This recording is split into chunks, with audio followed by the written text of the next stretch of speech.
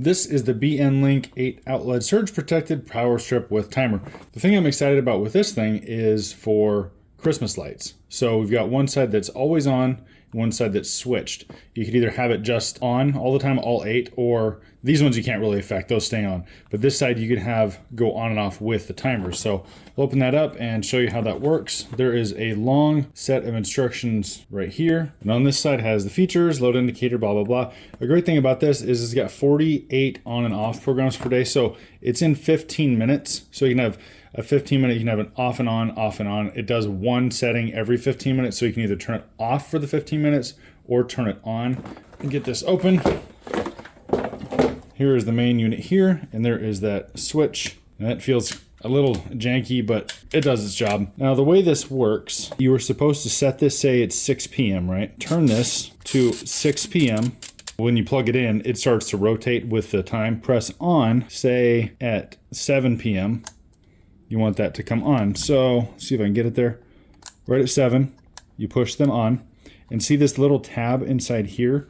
It is pressed in as these are off, which is in the up position. And as you turn it, let's see, it will notch up.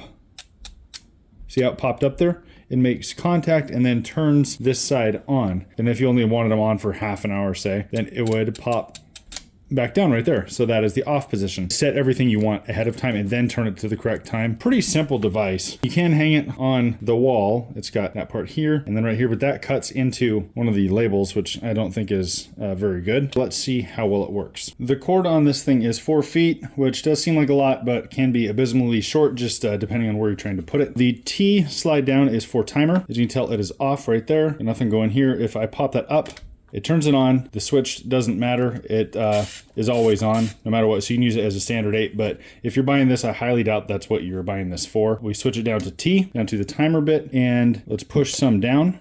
Push a bunch down. So these are all down. Not sure if you can see it from that angle. There we go. Those are down. It's in that position there. I'm going to turn them and this should pop on. There we go. As the day goes by, this will do its own deal. It'll rotate on its own, but let's see if it turns off when it gets to that part that is still popped up.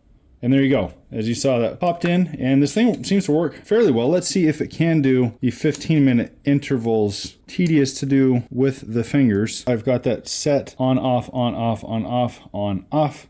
And we'll rotate it and see if this pops on and off or if these fall down and depress, because we're not sure how strong that spring is.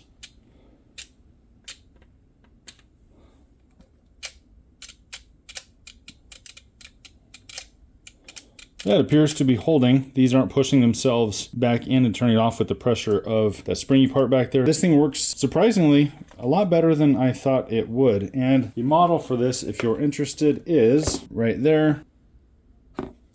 And it does come with a little manual, which is pretty much saying what I was saying. Be sure to use this in one that's grounded. And if you have one that has GFCI faulting on it, then you can go ahead and click that.